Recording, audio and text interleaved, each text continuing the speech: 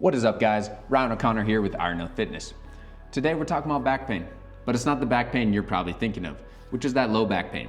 Everybody from your mom, your dad, the general population deal with it. And then of course, people who, like me and you, go to the gym on a regular basis. Us lifters, right?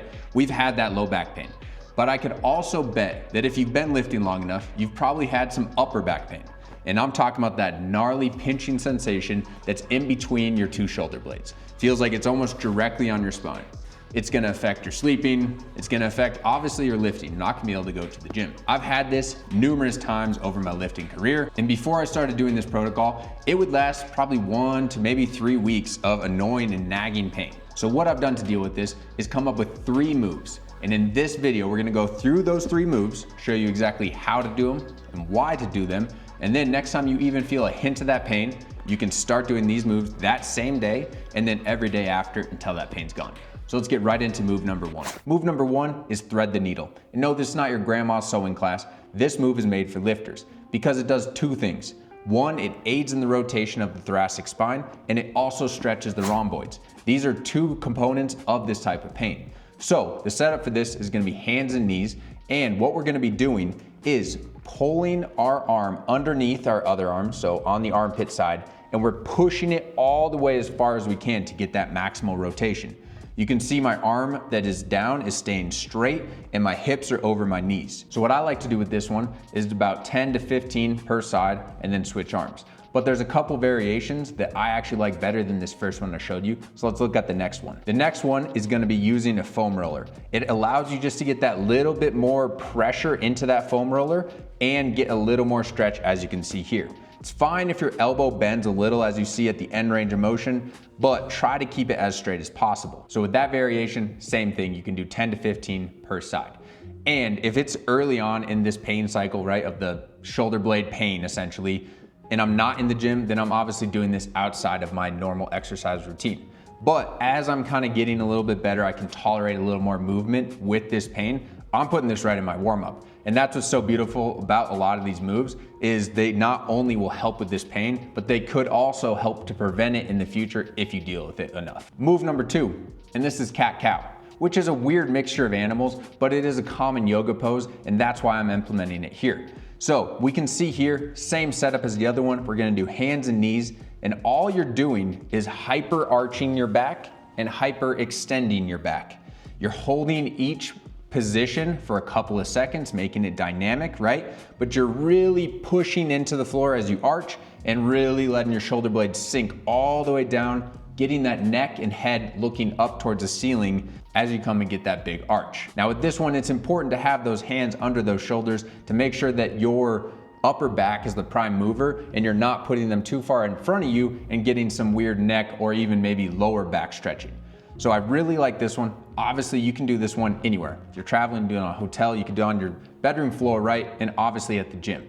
That one's probably been the most consistent one for me with this type of pain, but ever since I figured out all 3 of these, I just throw all 3 in. Move number 3. This one is my go-to move. It doesn't even matter if anything's hurting or not. I have myself and all the clients that I work with do this every single time they warm up, mainly because it's so good to open your thoracic spine like this, because most of the time we don't get this kind of global rotation. And I really like this one because a lot of the times people will start and their arm that's stretched out is nowhere near the floor. But over time, it's very easy to see if you're improving in your thoracic rotation.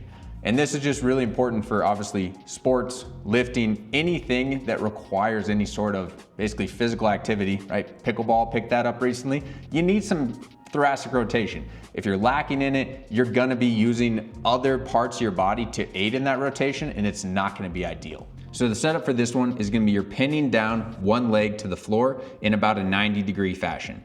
You're gonna take that same arm and stretch it out and rotate as far as you can.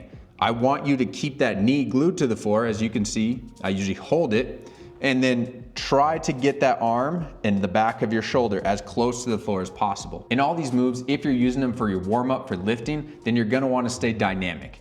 I did a whole video about this, I'll link it right now, but static stretching versus dynamic stretching is a big heated debate, right? Essentially, I'll break it down for you very quickly. Static stretching before cardio and or lifting, no. Dynamic stretching before cardio lifting? Yes. Static stretching outside of those hours? Totally fine if it feels good to you, if you want to try to increase maybe very specific ranges of motion. So for these exercises, if I'm doing a workout that day, my back's feeling good enough to do it, I will do the dynamic version. If I'm too hurt and my back's too flared up to lift, then I'm gonna do actually static versions of these. Hold, the cat-cow a lot longer. Hold that first one, maybe that thread the needle bottom position. I'm gonna hold it way longer than I would before my workout. Just thought I'd add that in here. So same thing with this one. When you're on the floor, I usually do 3 to 5 per side, but if you're having this pain, I would go closer to that 10 to 15 mark, and then you're just gonna wanna switch sides once one side got the goods. All right, guys, that's all there is to it. At least for me, this has worked time and time again for that rhomboid or middle back pain that is completely gnarly if you get it flared up the right way and you just can't go to the gym. And not going to the gym is pretty much for me like the worst thing, right? I'm not being dramatic, like I need the gym. So I'm always out here trying to find things like this. I have had enough injuries over the past 10, 11 years of lifting roughly, where I have come up with certain protocols. So if you guys have something, maybe it's a knee, shoulder, the next video I'm gonna come out with is about shoulder pain, so I'll show you guys that one as well. Any of these things that are basically not too bad to like you need surgery, but they're nagging where they're keeping you out of the gym, I can make videos on those, so leave them in the comments below if you have something specific. I'm sure I've come across it. All right, guys, if you like this video, then you should definitely subscribe because I have so much more content coming in the future. You're not gonna wanna miss out. This channel is all about health and wellness, that fitness, right, that we call it, that buzzword, but I'm all about the lifting, nutrition, and basically being longevity. And I know that doesn't make sense, but you know what I mean. So until next time, I will see you guys there. Deuces.